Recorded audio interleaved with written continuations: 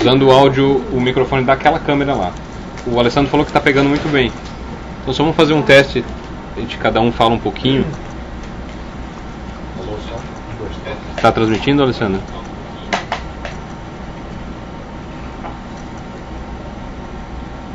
Nós estamos atrasados para começar o programa. Vai começar. Falta 1 minuto, né? Falta 1 minuto? Quantos minutos foi? Já era para começar. Então vamos embora. Pode ir? Não, porque tem que testar o áudio ainda ali. Tá com propaganda. Mas você vai começar.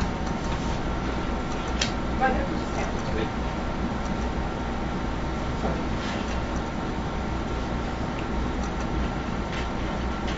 Aqui tá funcionando. Vamos lá. Ô Olavo, a gente precisa fazer um teste de som.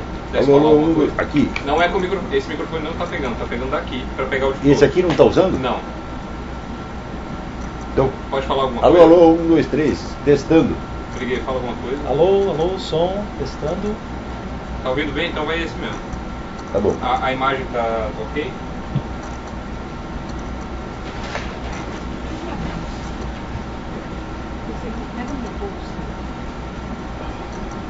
A imagem não tá torta, né? Não dá para esperar mais, nós temos que começar de qualquer jeito. Tá. Então beleza, pessoal, só pra gente falar um pouquinho mais alto que o normal. Só Tá isso. bom. Tá bom? Então pode começar. Valeu. Falou, vai começar, tchau. Welcome to Blog Talk Radio. Please enter your host PIN when finished. Press the pound key. Não, tá bom. Não há problema. Escrever com tudo. Well, thank you, Nancy. Let me change. Listen carefully to the music before making your selection. Start your show now. 1. Começar. Your show will go live in 5 seconds. 4, 3, 2, 1. Pulse Radio.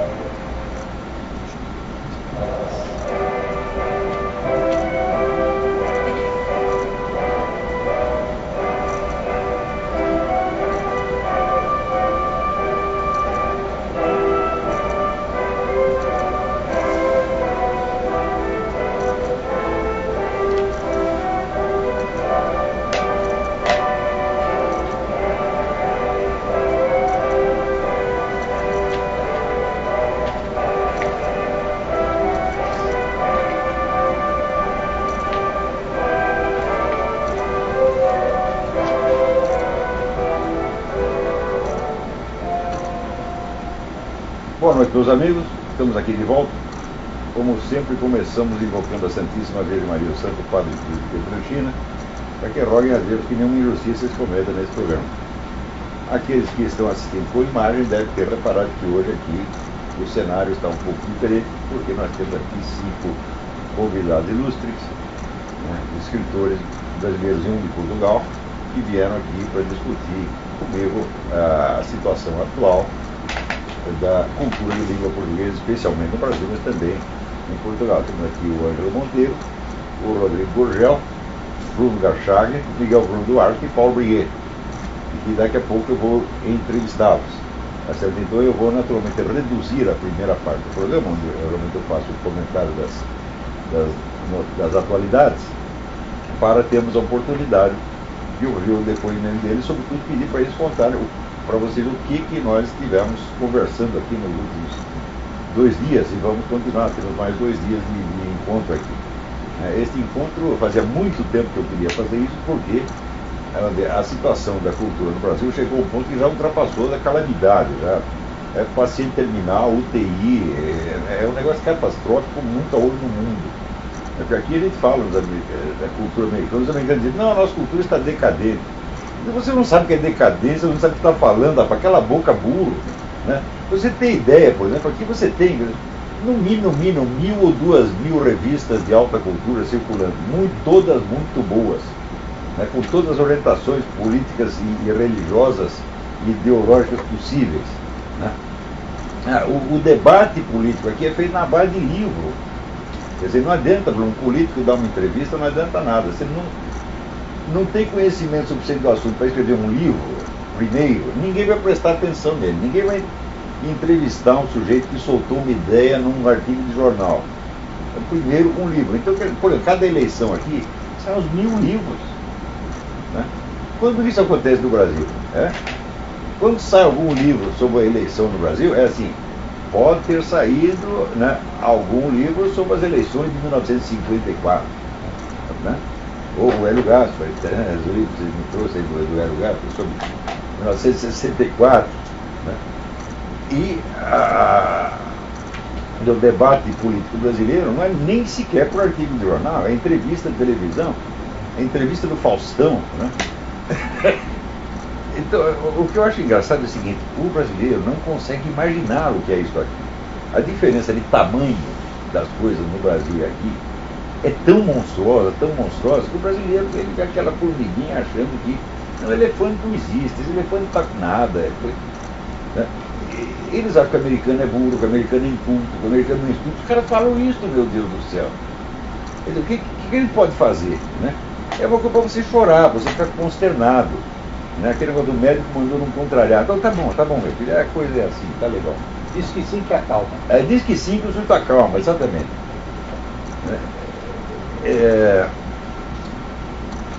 Então, por causa disso, aqui nós reunimos esse pessoal aqui. Deveria ter reunido muito mais. Nós estamos aqui graças a um amigo meu que gentilmente ofereceu dinheiro para comprar passagem e hospedagem. Se tivéssemos, vamos dizer, um financiamento estatal, né? O Jorge Soros, a Fundação Rockefeller, então faríamos um encontro de 80, 90, 100, né? Estudiosos para discutir o problema. Se bem que nós não conseguiríamos 100, né? Acho que não consegue nem 20. Porra. Pessoas sérias para conversar sobre esse assunto no Brasil, não tem mais. Né?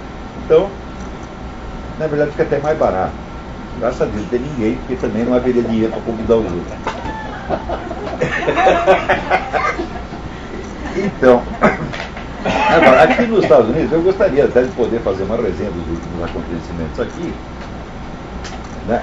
Mas aqui a sucessão de escândalos está muito pior do que chega no noticiário brasileiro.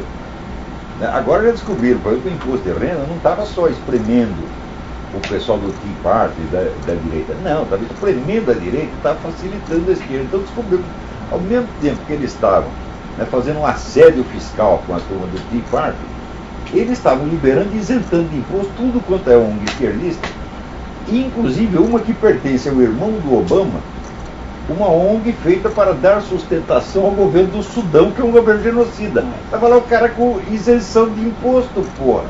Né? E que também não era só ONGs, conservadores que estavam sendo apertados. Também os governos dos estados, que são governados por conservadores, o imposto de renda já estava lá estrangulando todos. Quer dizer, era um golpe de Estado, praticamente, dado através do imposto de renda. Agora, é o seguinte, gente, eu sou brasileiro, né, eu sou apenas um rapaz latino-americano. Né, quer dizer, eu quando cheguei aqui, eu saí do Brasil com 58 anos, quer dizer, eu tenho 58 anos de experiência de ver sacanagem, porque a política no Brasil é só sacanagem. Né? Então, a hora que eu vi o Barack Obama e o Eric Holder, quando eu vi o Eric Holder a primeira vez, eu vi ele assim com aquele chapéu palheta e a camisa listada, um pandeiro na mão. Eu falei, eu já vi esse cara no Rio de Janeiro, na Bahia. Conheço o tipo, porra. Né? E uma navalha no bolso. Né? Que é que não conhece, porra, né?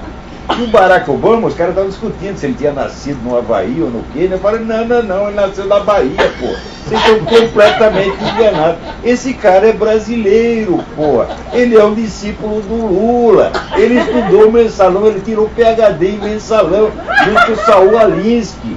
E ele vai bater carteira de todos vocês, tá certo? E vai botar toda essa curiosa, esses bandidos de Chicago, ele vai levar tudo pro governo, né? E instituir um negócio que o pessoal do mensalão vai ficar com inveja. Eu falava isso em 2008, e até as pessoas mais inteligentes, até o pessoal do Eric Berger Forum, né, olhava e falavam, tudo desconfiado. Não, já se viu, né, isso não existe, você está exagerando. Passados 2 anos, todo mundo diz, putz, mas ele tinha razão. Eu falei, claro que tem razão. Mas eles não estão aqui acostumados com esse nível de sacanagem grossa. Aqui tem sacanagem, mas é de alto nível. Por exemplo, os crimes, como eles faziam, o negócio vai fazer tudo bem arrumadinho, disfarçadinho, né? Mas o Obama nem isso, né? O Obama é grosseiro, ele é um cara do terceiro mundo mesmo, não tem nem dúvida. Então o cara chega lá, ele não tem um documento válido, né? Agora esse pessoal do Arpaio, eles têm as provas definitivas de que a certidão do cara, a certidão nacional do cara é falsificada. E o certidão de alistamento militar também. Aliás, nem precisava investigar tanto. A certidão precisa porque tem problemas técnicos envolvidos, mas o alistamento militar não precisava. Então, agora, pela primeira vez, tem um Congresso Nacional dos Xerifes aqui, e o Arpaio, o investigador-chefe dele, o Mike Zulo, foram lá e contaram tudo, e agora os xerifes vão fazer pressão para que haja uma comissão de investigação no parlamento. Porque não adianta você fazer processos, né, em corte estadual. Não adianta, pelo seguinte, durante o processo você vai precisar de documentos de órgãos federais sobre os quais as cortes estaduais não têm jurisdição. Então você perde o documento, os caras simplesmente não entregam, o processo vai para as picas, né? Como aconteceu já várias vezes. Então essa turma do Arpaio eles não dão um ponto sem nó. Falam, não, peraí, nós não vamos fazer, não vamos processar ninguém, não vamos tomar medida, não, nós vamos inventar um jeito de pressionar o Congresso, porque eles queriam uma investigação. Por quê? O Congresso tem jurisdição para pedir, exigir qualquer documento e a turma tem que entregar, né?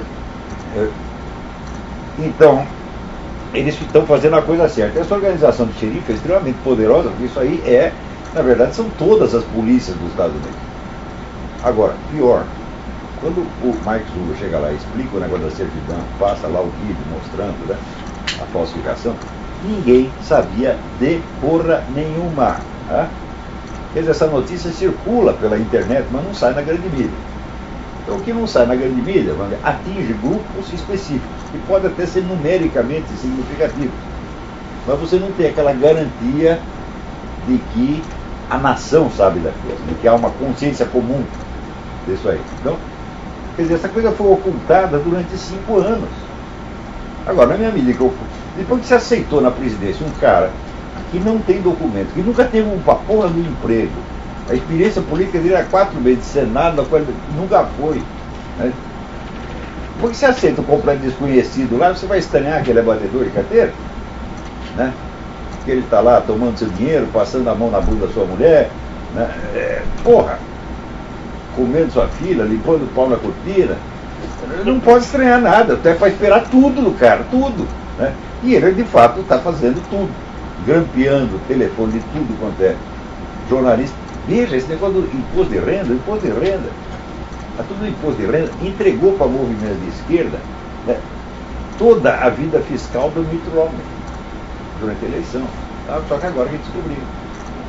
Então, quer dizer, praticamente essa eleição foi inválida. Aliás, e a outra também, a 2008 também.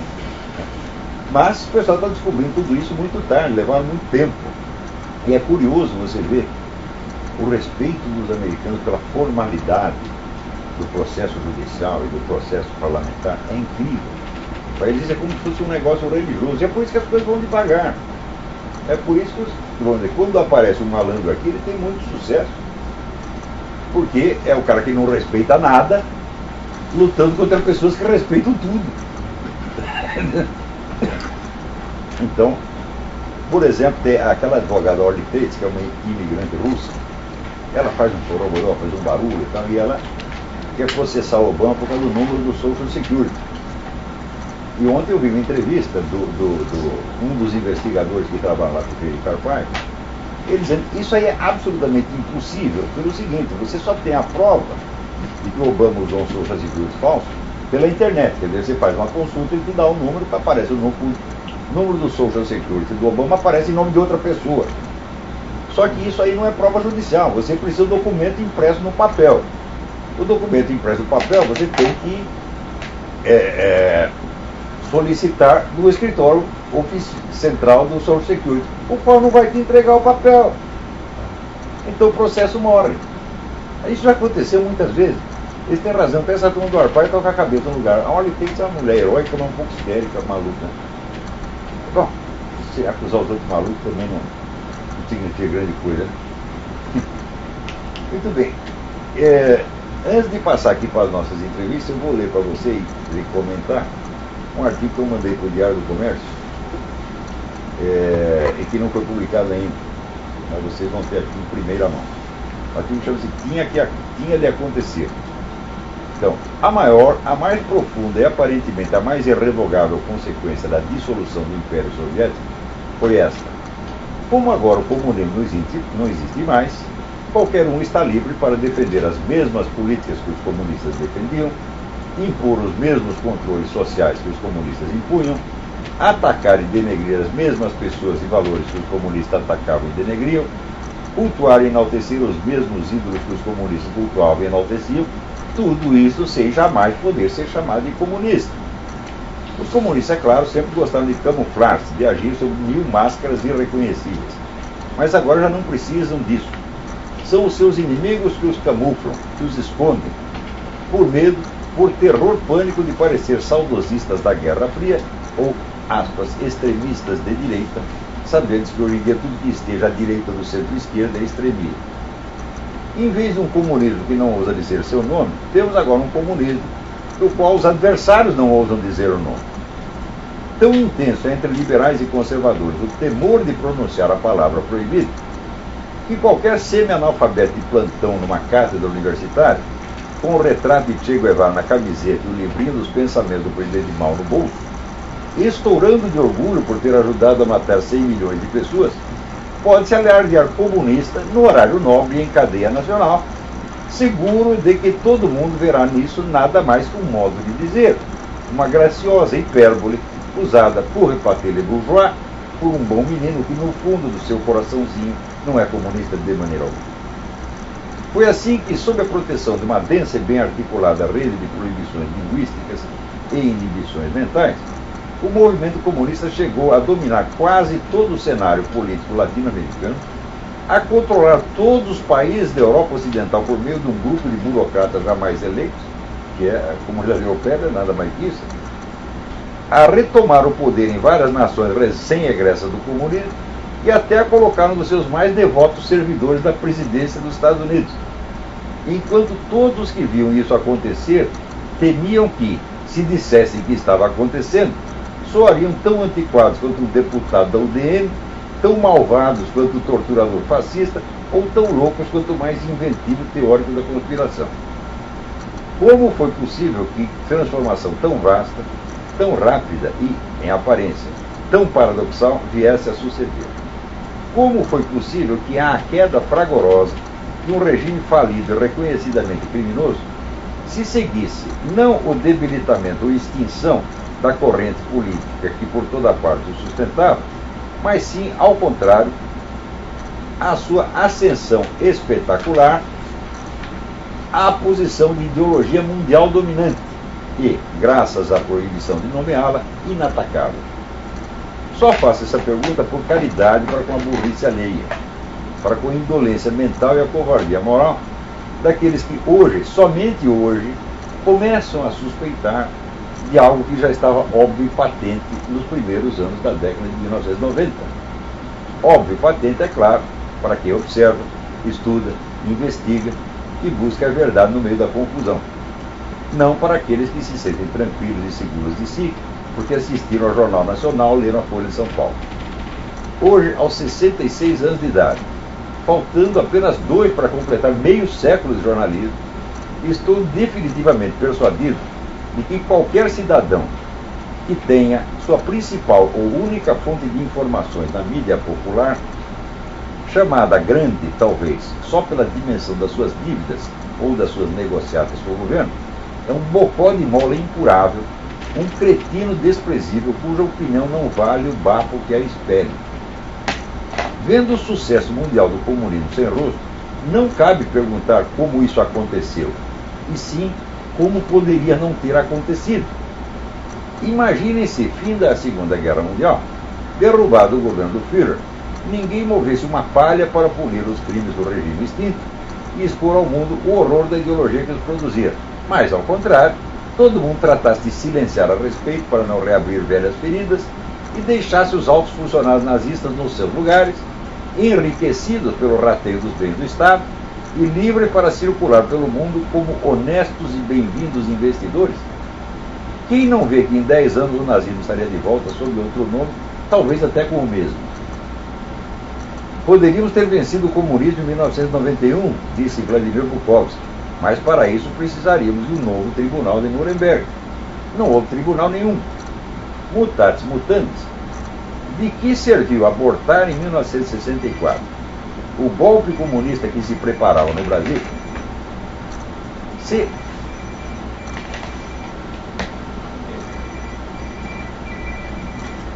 Mutatis mutandis, de que serviu abortar em 1964 o golpe comunista que se preparava no Brasil, se em seguida o novo regime, em vez de educar a população contra o comunismo, preferiu se embelezar com as pompas da neutralidade ideológica e do pragmatismo e só combater os comunistas seletivamente e na sombra, como que envergonhado de antemão pelos crimes que essa escolha imbecil o levaria quase que inevitavelmente a cometer.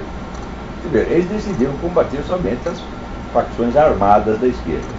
E mesmo assim era um combate meio escondido, no porão, não podia divulgar, tinha censura à imprensa, ninguém sabia quem estava preso, quem não estava, tudo escondido.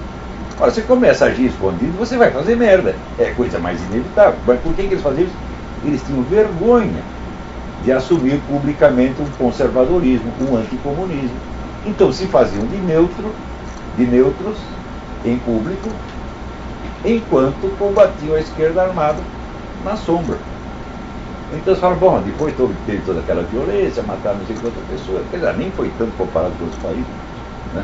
Mas a escolha que eles fizeram, baseada na mais extrema covardia ideológica, covardia que os levava à total indefinição, né, criou uma situação que teria que desembocar necessariamente na ilegalidade e no crime. Isso é coisa que a gente também estava discutindo ontem, quer dizer, essa extrema covardia e indefinição do brasileiro, né? O sujeito, às vezes, por não ter coragem de tomar uma postura moral, acaba tendo que fazer uma violência física depois. Que foi exatamente o que aconteceu com essa militar de 64. Que, agora eu estou lendo o livro do Hélio Gaspar, eu não gostei do Hélio Gaspar, mas o livro dele sobre a ditadura está muito bom mesmo, né? E ele mostra lá que os milicos chegaram lá sem saber o que iam fazer. O cara pergunta, qual é o plano? O plano é o seguinte, vamos tirar o Jango e depois a gente vê o que faz. Né? Tem um plano estratégico extraordinário. Né? Então, chegaram lá, daí se inibiam, nunca fizeram um raio de uma campanha anticomunista. Quer dizer, você faz um golpe militar, vinha vindo, o Jango fez 3 tentativas de golpe. Na terceira se ferrou porque veio um contragolpe.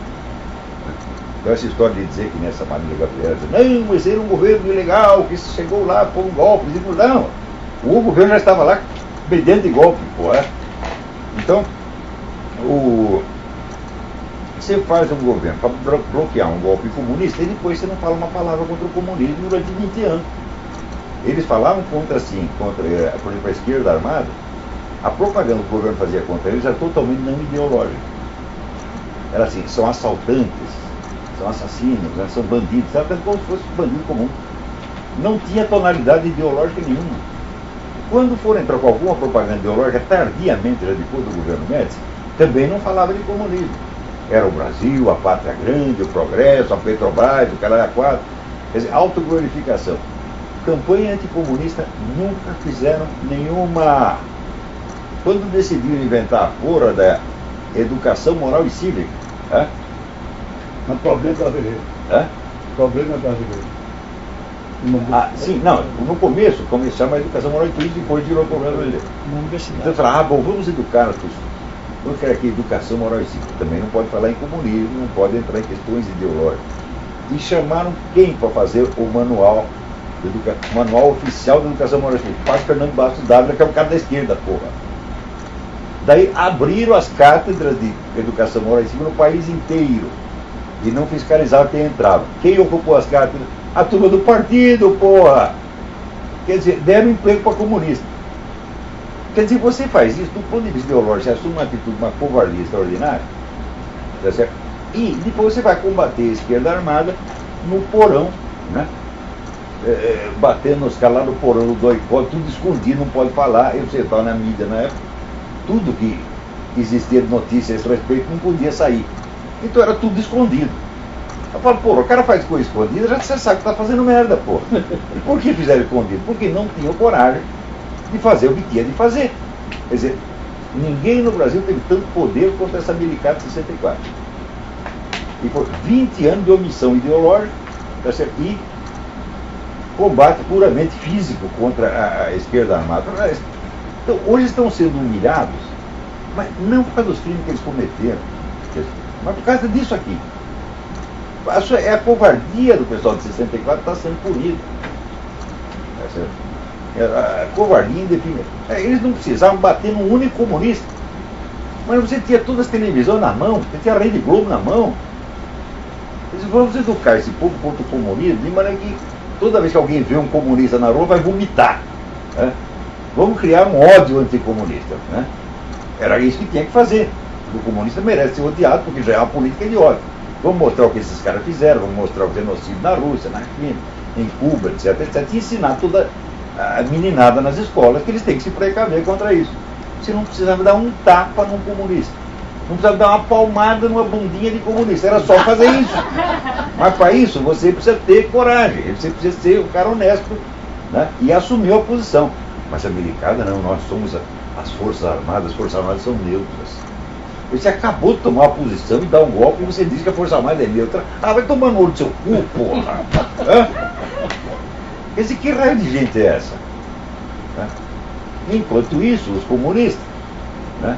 Heróicos comunistas, no dia 31 de março ao 1º de abril, não se prendeu ninguém, não se bateu ninguém, né? Mas eu lembro a gente, estudante, secundarista, saindo na rua para procurar os lideranças esquerdistas para ter orientação. Cadê as lideranças?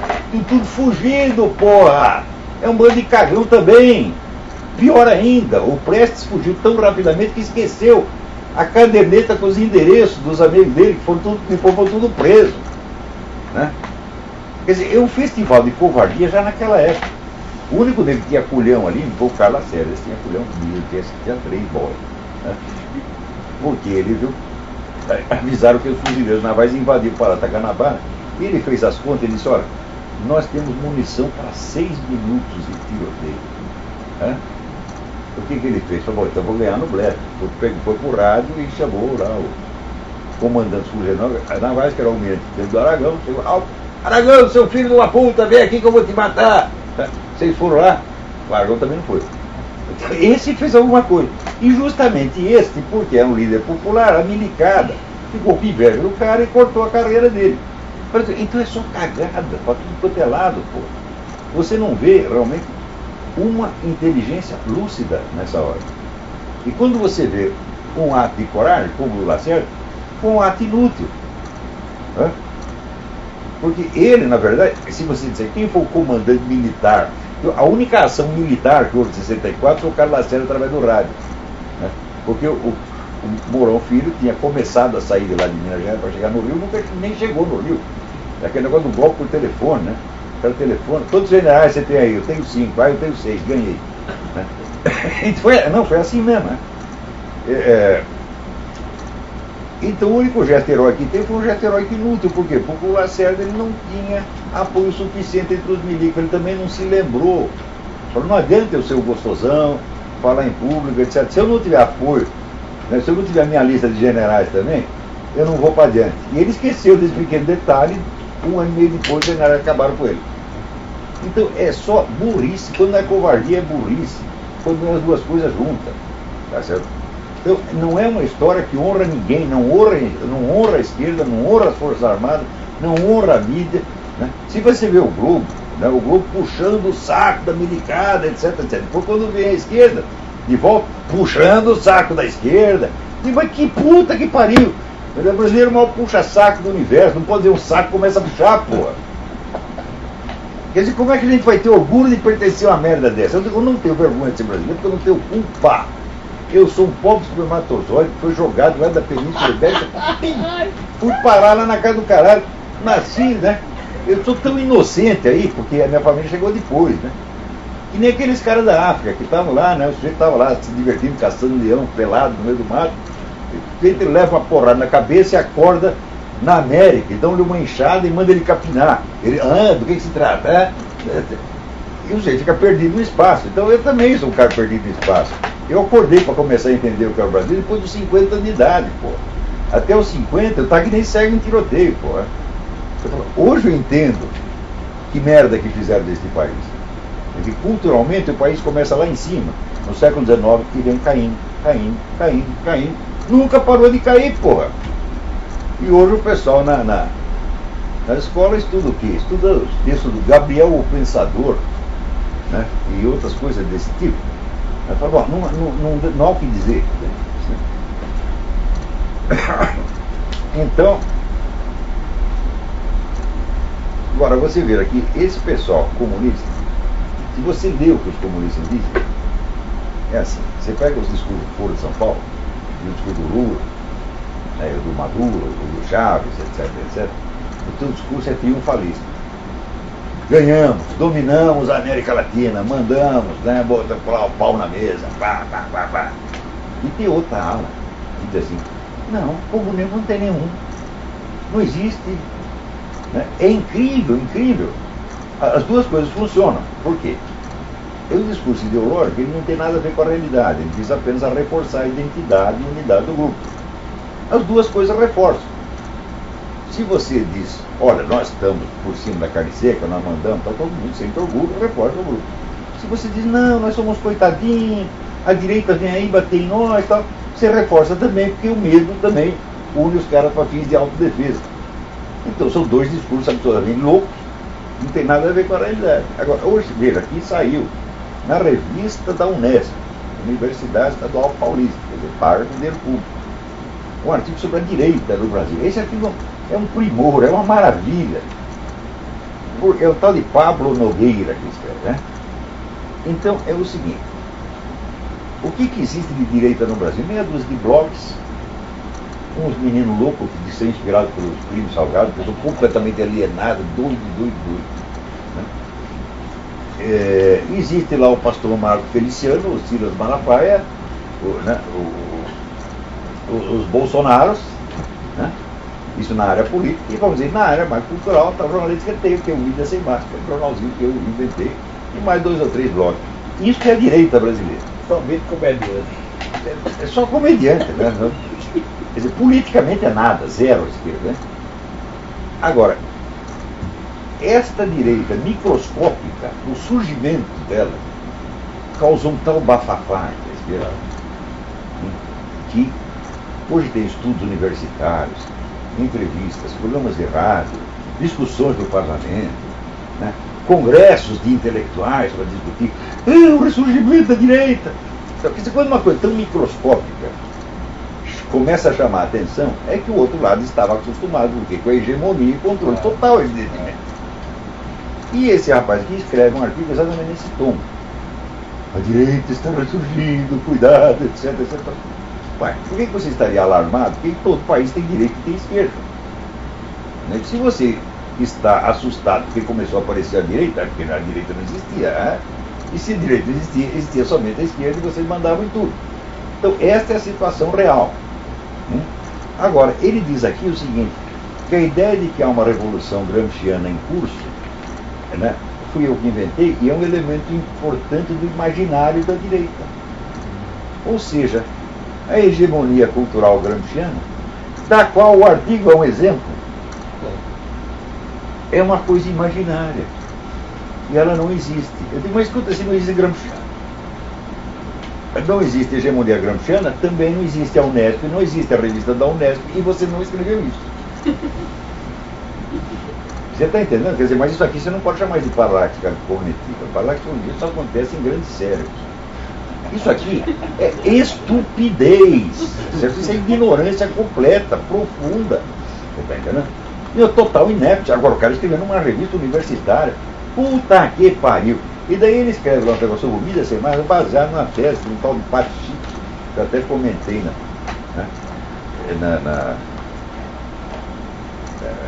no Diário do Comércio, e diz aqui, para o pesquisador Lucas Pacheco, o site Vida Sem Máscara mantido pelo jornalista, é um exemplo de movimento fascista contemporâneo. Fascista é o cu da sua mãe. É em primeiro lugar, né? Eles defendem a criação de partidos de direita, dizendo que é um desdobramento natural do desenvolvimento democrático do país. O cara acha que isso é fascismo. Quer dizer, esse Pacheco, daí o pior, o autor tenta ser honesto, aquilo que ele imagina que é honestidade, ele diz. Olavo Carvalho tomou conhecimento do trabalho de Lucas Pacheco e, por meio de artigo do Diário do Comércio, refutou veementemente o epíteto de fascista e classificou a pesquisa de inconsistente. Eu não disse que a pesquisa era inconsistente, eu disse que era subginasiana. Tem muita pesquisa científica inconsistente aí no mundo, tá? Tem lá um erro de cálculo. Isso não é inconsistência, porra. Eu disse, esse Pacheco, ele não pode ser aceito. Isso não pode ser aceito como um trabalho de ginásio, porra. É isso que eu disse. Agora, dizer que eu acusei de inconsistente é até elogiá-lo. É a mesma coisa que eu dizer que esse seu artigo, o seu Pablo Nogueira, é inconsistente. Isso não é inconsistente, isso não serve para limpar o cu. Porque ele dedica 80% do artigo ao que é o integralismo de Plínio Salgado. E ele diz que está surgindo uma nova direita inspirada no integralismo de Plínio Salgado. Diga, puta que pariu, aí também é demais, né? Quer dizer, tudo que eu escrevi sobre o integralismo, Plínio Salgado era um bom rapaz, mas ele está completamente fora do mundo, uma idiotice completa, uma coisa absolutamente ridícula. Até o outro meu na reunião aqui, ele estava comentando lá. Olha, o índio, na história americana, teve uma presença. Por quê? Porque à medida que o pessoal ia para o interior, topava com os índios, tinha que brigar com os índios, tinha que se arranjar, fazer um acordo com os índios. Então quer dizer que a população americana convivia com os índios, no dia a dia. No Brasil, o pessoal que ficava em São Paulo, Rio de Janeiro, nunca via um índio. Então era um índio imaginário. Então você dizer, o índio expressa a cultura nacional, nunca na vida, porra. Agora, um movimento que começa adotando a palavra indígena como saudação, Anauê, por pessoas que nunca viram um índio na vida, caralho. Então já é um negócio alienado completamente. É isso? Como é todo esse movimento modernista de 22, no qual os integralistas, da onde saiu o integralismo, é tudo um negócio alienado. O que nós temos a ver com o integralismo? Outra coisa, esse pessoal que se diz inspirado no integralismo é só estudante, bocó. São pessoas que não têm uma organização política, não têm militância, não têm bosta nenhuma. Mas precisa mostrar que existe uma direita. Você precisa criar a ameaça direitista. Ao mesmo tempo que você diz que a ameaça da Revolução Gramsciana é inexistente. Então significa, o Foro de São Paulo não significa nada, o governo Chaves não significa nada, toda essa interconexão entre Cuba e esses governos queridos da América Latina, esses 12 governos queridos da América Latina, não significa nada, tudo que o Lula fez do Foro de São Paulo não significa nada, e significativo é o quê? O ressurgimento da direita sob a figura de 3 ou 4 estudantes que estão fazendo um site de merda.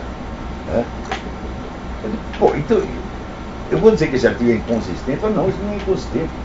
Isso aqui é absolutamente psicopatológico, entendeu? Quer dizer, esse é um caso, vou dizer, de burrice criminosa, de inépcia criminosa. Quer dizer, você está ganhando dinheiro para escrever isso para honesto, rapaz? Toma vergonha na sua cara, gastar dinheiro público para uma merda dessa, pô. É assim que o negócio está no Brasil. Bom, muito bem, vamos parar de choradeira. Você vê que incrível, quer ver? Aqui, parece que tem uma reunião no Círculo Militar, não sei em que cidade. E aparece que o general Marco Antônio Felício da Silva, dizendo que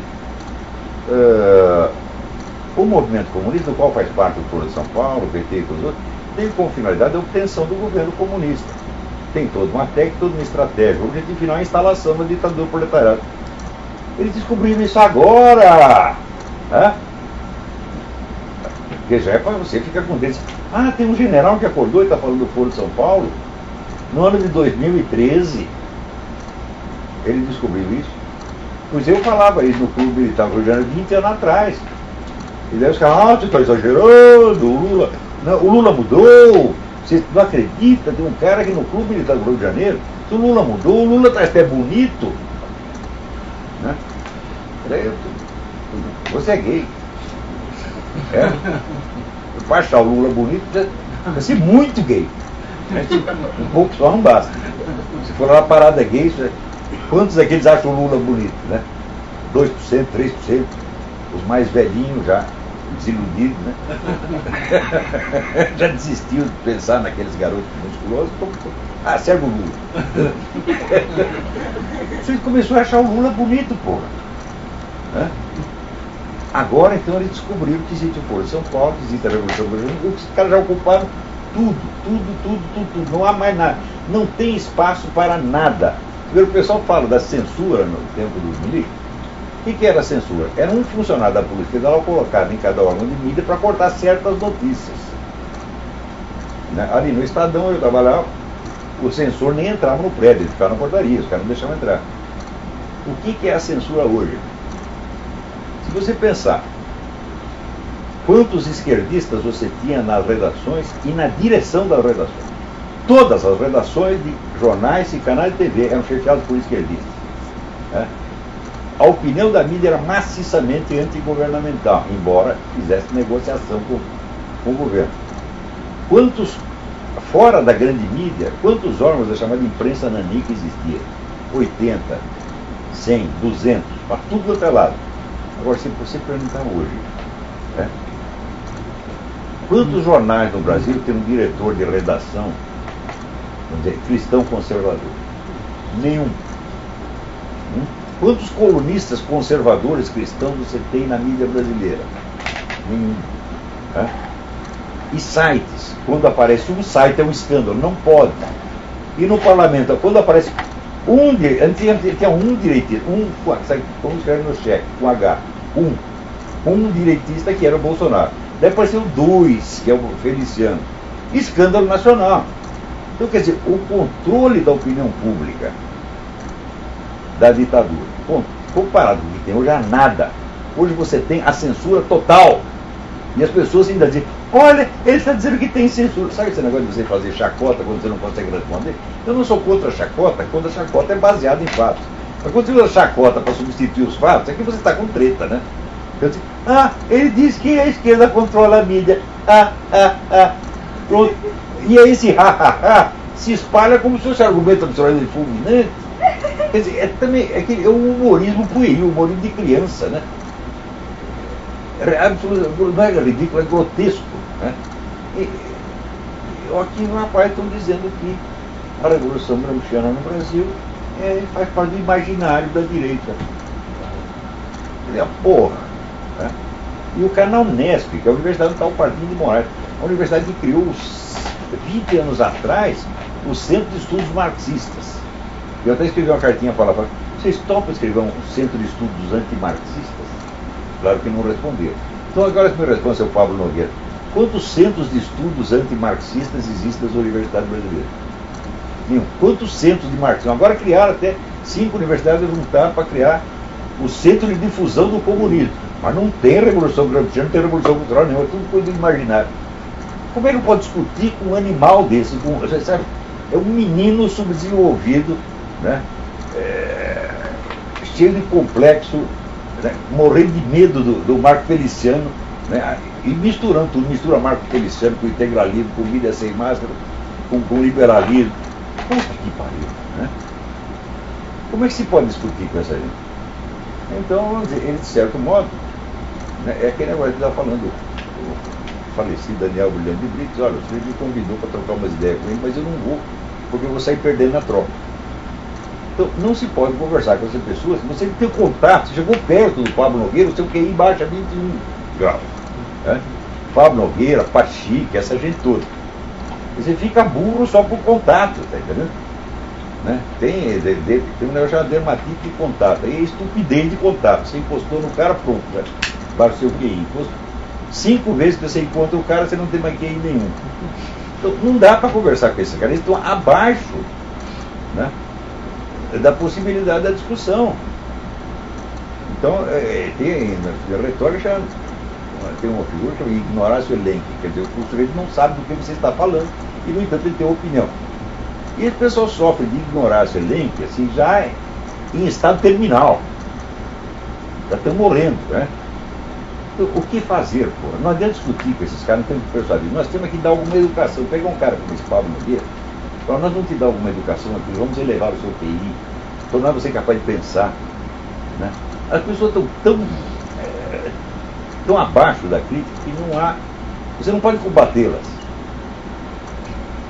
Combater esses caras é que nem você dá soco num leproso, porra. Ou lutar jiu-jitsu com o leproso. É até perigoso. Então nós temos é que dar um pouco de saúde para eles.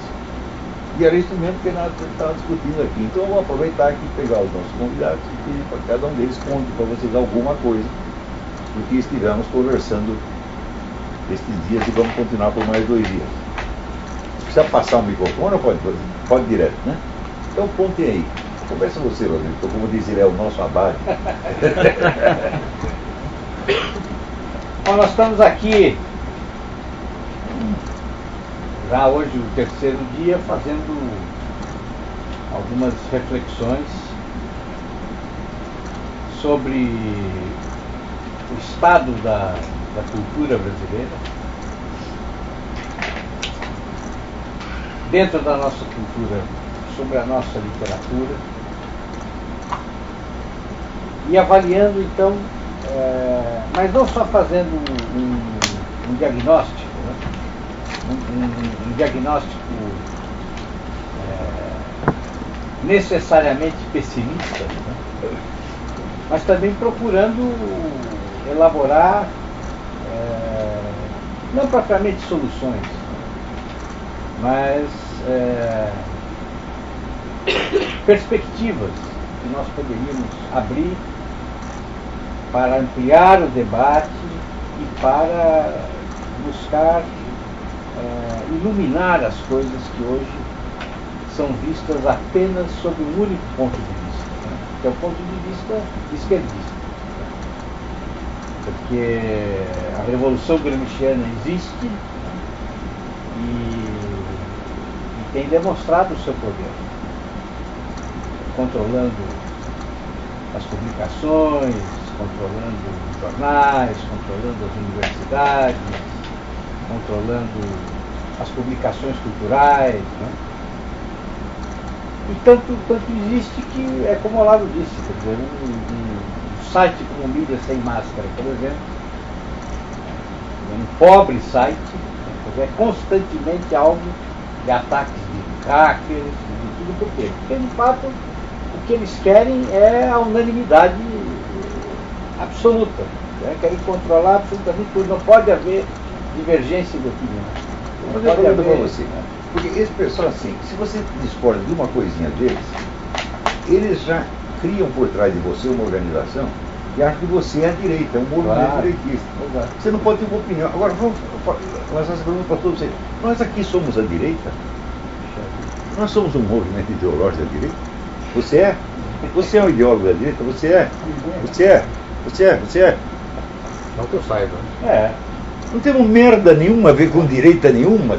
Achamos a coisa mais desprezível que tem. Tá certo? No entanto, eles veem a gente dar uma opinião contra eles. É a direita que está avançando. Depois escutei isso é absolutamente psicótico. Não, e ficam fazendo elucubrações como se nós tivéssemos altos financiamentos, né? Como se existisse uma organização, né, multinacional, poderosa. Não, essa pergunta, quem financia? Deve ser o Jorge Soros, o Grupo Bilderberg, alguma coisa assim, porque eles estão acostumados a encher o cu de dinheiro dessa organização. Então, se aparecer um sujeito e a coragem de se opor a eles, não deve ser tão covarde quanto ele, só tem essa coragem porque está bem respaldado. Eu não preciso de respaldo nenhum, meu filho, pode mandar vir 1000 de vocês, essa esquerda é um bando de covarde, um bando de capado. Em 64 saiu tudo correndo quando não havia perigo nenhum. E agora ficam chorando para fingir que são heróis, que não são os cagões, todos eles. Eu conheci um cara que trabalhou no iPhone e eu perguntei para ele, você batia nos caras? Ele disse, não, nunca bati, porque eles já chegavam cagando nas calças. E deve ser verdade mesmo. Né? O número de cara que delatou os outros já chegou contando tudo. Né? E que agora fica se fazendo de coitado, pedindo indenização. Quer dizer, é um show de covardia, de inépcia, de mesquinharia. Mas isso não é um problema da esquerda, da direita é igualzinha. Esse negócio de quem financia Tem um cara da direita, que é o Jânio Cristaldo, cada 3 linhas que ele escreve, ele pergunta quem financia o Olavo de Carvalho. Quem financia o Olavo de Carvalho é o trabalho do Olavo de Carvalho, seu filho de uma puta. Tá? Vai fazer insinuação, ela cuida da sua mãezinha. Né? Vamos lá. Mas isso é muito interessante, esse comportamento que não admite a diferença de opinião. Quer dizer, é um comportamento que não admite sequer o debate. Não admite que você pense de uma maneira diferente, que você proponha outras questões. Mesmo individualmente. Mesmo individualmente. Não existe para ele. Não estamos falando de questão partidária, que isso não nos interessa. Ninguém aqui está fazendo política partidária, ninguém está interessado nisso. A questão é essa, quer dizer, o país não pode viver sendo guiado, sendo comandado por um pensamento único. Não, e pior que eles usam a expressão do pensamento único. Claro. Eles vêm lá com o pensamento único e dizem que são contra o pensamento único. Exato. Mas o único pensamento único que tem é o seu, pô. Exatamente. E é o que eles você vai falar de Luiz Safato. Ele, quando apareceu o negócio do Marco Feliciano, ele escreveu esta frase que eu considero imortal. Né? É uma das 7 maravilhas do mundo. Ele disse: a presença do Marco Feliciano na Comissão de Justiça e Comissão de Direitos Humanos visa obstruir o debate. Quer dizer, se tem um cara com opinião contrária, acabou o debate. Acabou o debate. Então o debate só é um puxa-saco no outro, jogar confete um no outro. Mas é exatamente o que eles não querem. É o debate. Não quero, que eu não aguento. Porque, exatamente. Quando saiu o imbecil coletivo, o pessoal tudo caiu de pau em cima de mim, todos se fuderam. Passaram vergonha, teve alguns até que largaram a carreira intelectual. Teve um que largou de ser cientista e foi ser plantador de alface no Rio Grande do Sul. A coisa para a qual ele tem a maior qualificação. Então, daí por dentro, eles chegaram à conclusão de que o melhor é não falar dessas coisas, mandar calar a boca de todo mundo. Né? É mais fácil, de fato. Agora, você imagina, por exemplo, eu não posso debater com o rapaz aqui nesse Pablo Nogueira, o cara da Unesp, eu não posso fazer isso. Eles, na verdade, eles não precisam de debate, eles precisam de saúde, nós precisamos dar um pouco de saúde mental para eles. Né? Precisamos primeiro tirar esse medo. Vocês estão muito paranoicos, vocês estão com medo do Olavo de Carvalho. Porra, o Olavo de Carvalho é uma boa pessoa, ele não faz mal a ninguém, ele pode até te ajudar, porra. Né?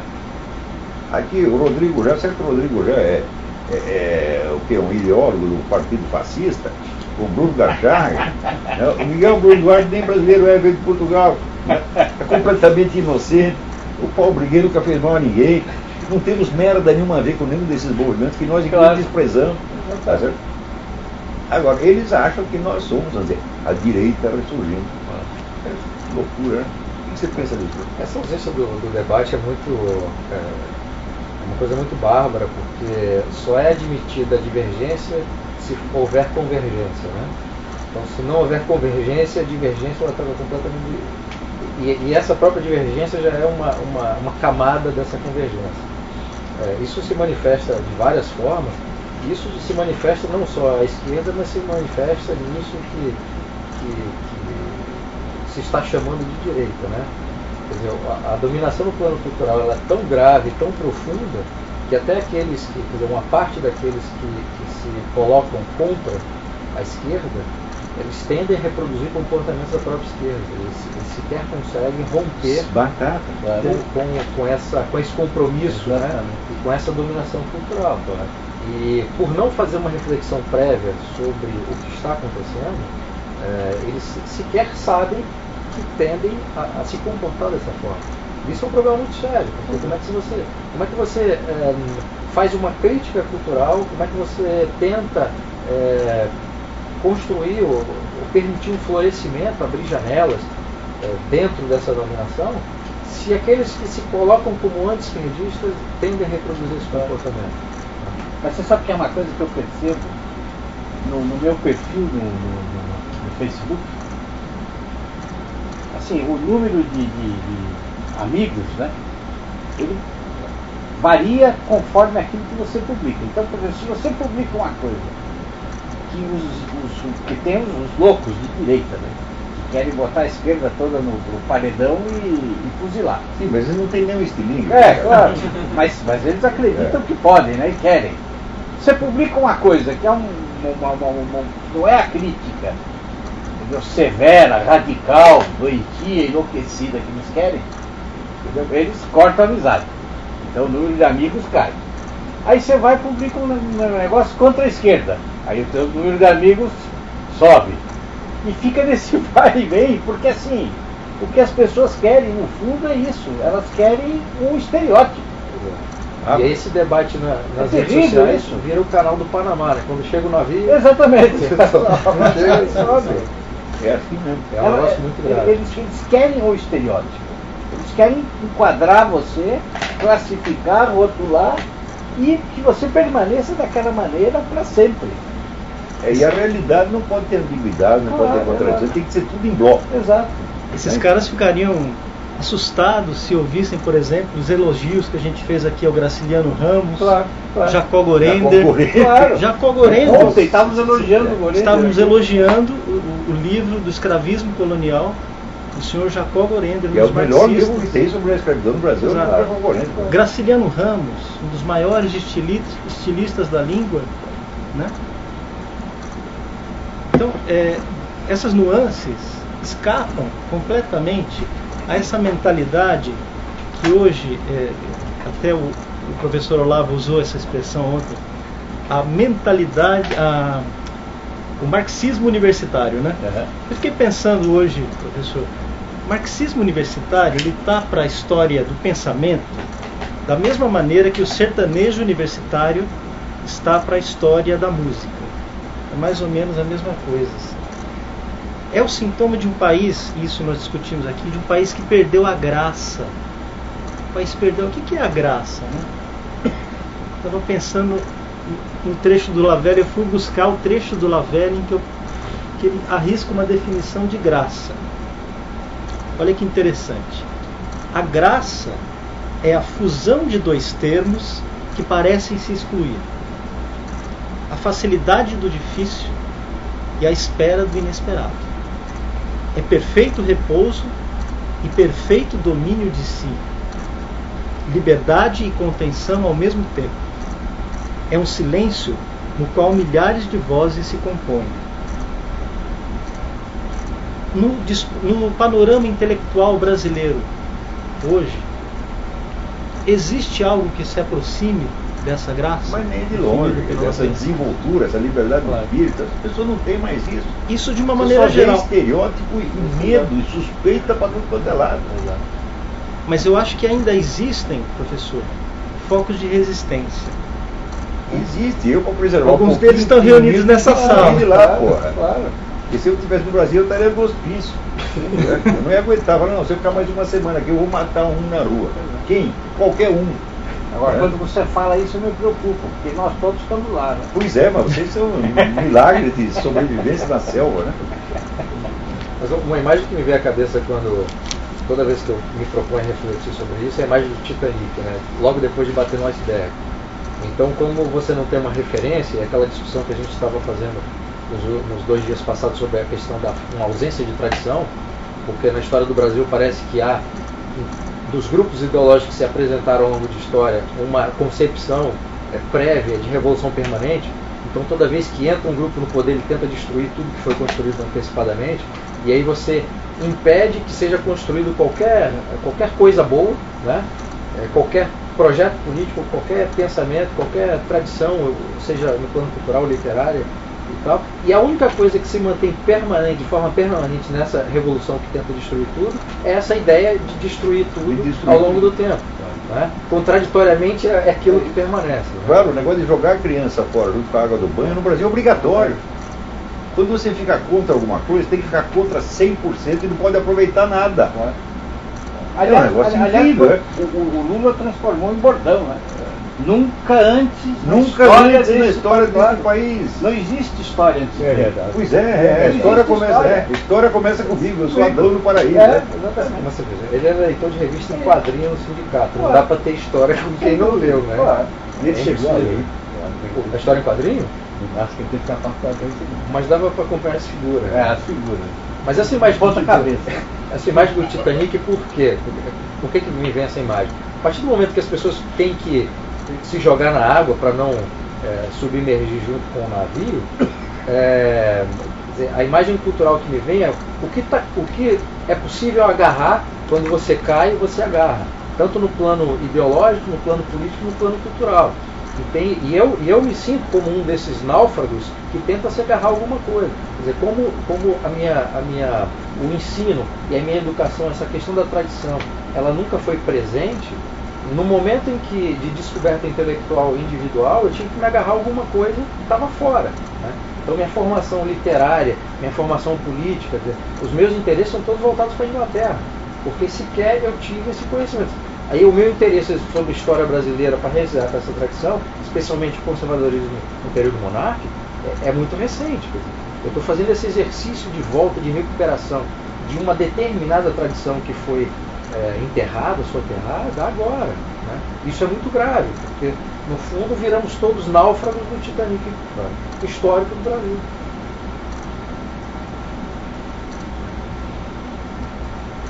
Silêncio.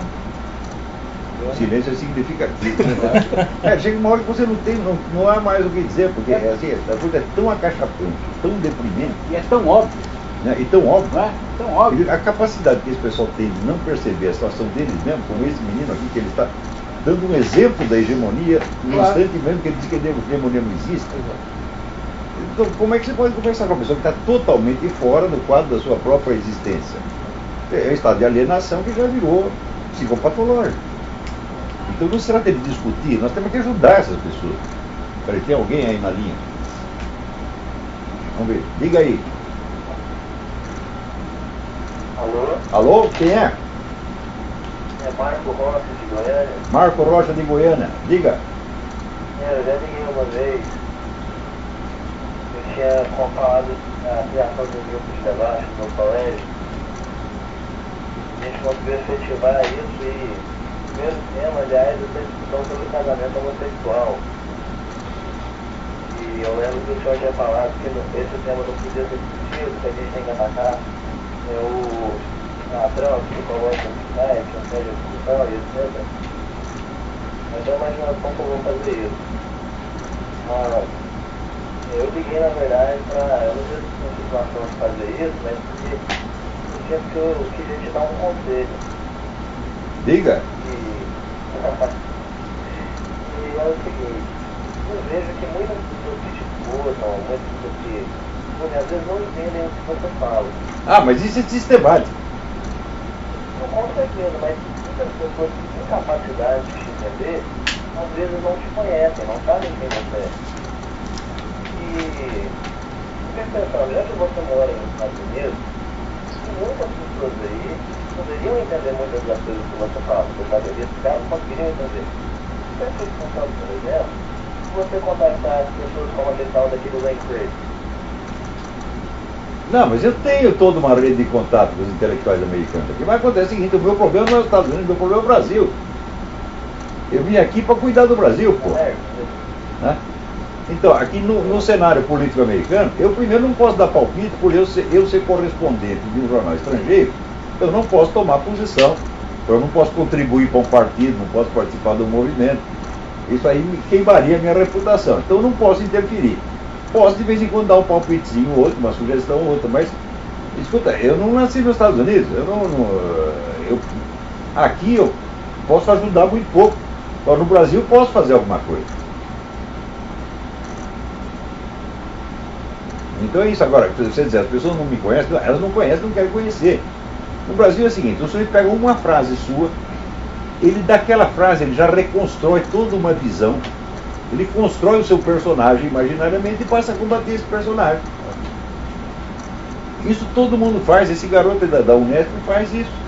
Esse processo como arqueólogo, você pega um caco de uma tigela e reconstrói uma civilização por trás.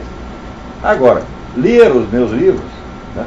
O único sujeito que leu alguma coisa foi o Ricardo Mussi, essa turma da esquerda, que leu 2 livros menores meus, que é A Dialética Simbólica e O Futuro Pensamento Brasileiro, e fez lá uma interpretação. Ele disse, escuta, mas isso aí é 1/100º da obra. Tanto que ele chegou à conclusão que o meu interesse principal era a crítica cultural. Eu disse, não, mas a crítica cultural é o prefácio da história. Começa com uma crítica cultural. Mas, né? E o resto? E o livro que eu escrevi sobre Aristóteles? E essas 40 mil folhas de transcrições de aulas, né? E o sistema filosófico inteiro que tem importância, você não conhece nada disso. E, aliás, a maior parte não tem capacidade para acompanhar. Eu imagino, se eu pusesse, pega um desses alunos, pega o Vladimir Safato, diz, agora senta aí, você vai assistir o curso do Olavo. O garoto, na quinta aula, ia estar numa crise, tá certo? Que talvez fosse internado. Porque é tanta coisa que ele não sabe, tanta coisa da qual jamais se falou no Brasil, tantas ideias que são completamente estranhas para ele, que ele não ia saber o que fazer. Então ele se mantém à distância, com medo, né? E fica inventando coisinha. Quer dizer, é uma reação de crianças doentes, na verdade. Então eu vou dizer aqui, elite universitária brasileira, vocês são os bostas, vocês são crianças, vocês todos juntos, 20 mil professores universitários brasileiros, vocês não têm capacidade, não é para discutir comigo, vocês não têm capacidade para acompanhar o meu curso. E não estou falando isso assim para me engrandecer, não, porque eu não sou grande coisa, mas é que vocês são muito pequenos demais. Né? Então, ser o melhor no Brasil é fácil, por absoluta falta de concorrência. Isso aqui é o maior filósofo brasileiro. E eu, por quê? Porque não tem nenhum outro. Então é. Alô? Acho que falhou a ligação. Alô? Alô, quem é? Não, caiu a ligação. Caiu a ligação. Diga. Não, eu tinha uma pergunta que discutiu com muitas pessoas, professores, familiares, soldados, todas essas coisas. Mas teve um questionamento que eu achei bem interessante. Que foi, talvez o senhor saiba explicar isso. O Bush, ele deveria supostamente ter apoiado a eleição lá do Obama, ele era contra o Obama, não é? Sim. Então, por que o Bush ele não usou a poder que ele tinha na presidência para descobrir todas essas falsificações de documentos, etc.? Isso, o Bush tem mais rabo preso do que um rato na ratoeira. O Bush é um bosta. Os caras não perceberam ainda, meu Deus do céu. Ele não faz nada sem pedir licença para o CFR, Council of Foreign Relations. Né? Então, agora, é claro que entre o Bush e o Obama, o Bush começa a aparecer São Francisco de Assis, comparado com o Obama, porque afinal de contas ele não roubava, ele não usava o imposto de renda para oprimir os inimigos, ele não fazia série de coisas. Mas na verdade, é um presidente medíocre. Eu acho que ele foi excelente presidente do Iraque. Né? Agora, aqui nos Estados Unidos, o que ele fez? Não fez nada, absolutamente nada. Só fez é puxar o saco dos seus inimigos. Pô. Isso é o que fez. E tem uma outra coisa, além de puder ajudar a divulgar, que nós já falou do pensamento. Eu estou fazendo uma marcha que vai ter dia 10 de julho lá em São Paulo. Marcha do quê? Marcha de Deus em defesa da vida, da liberdade, da democracia, contra o comunismo. Eu acho isso muito bom, porque você vê, o único tipo de oposição que tem no Brasil não é política, é religiosa. Que é o pessoal que não é contra a política do governo nem nada, eles estão apenas defendendo certos pontos dos seus princípios morais. E isso é a direita no Brasil. É o máximo de direita que pode ter isso aí. Que não, vamos dizer, se expressa num movimento ideológico, político. Né? E mesmo assim o pessoal da esquerda já fica assustado com isso. Agora, você vê, 80% da população brasileira é contra essa putaria toda que está aí. Mas não tem canais de expressão. Você não tem um partido, não existe um partido conservador. Como é? Coisa que eu achei incrível você falando hoje é uma coisa que eu estou vendo todo dia aqui no seu futuro. São pessoas assim, membros de organizações esquerdistas, comunistas, pessoas que apoiaram se juram que o comunismo não existe mais. O PT não é comunista, o PSDB é partido de direito. Começa a dar uma preguiça quando você vai discutir com as pessoas, você tem que explicar tanta coisa. O senhor está pondo no seu cu e dizendo que a piroca dele não existe, porra. Isso é piroca imaginária. Né? Porra, esse negócio é mistura de cinismo com burrice, com cegueira. Quer dizer, eles não percebem o poder que eles têm e que eles estão exercendo.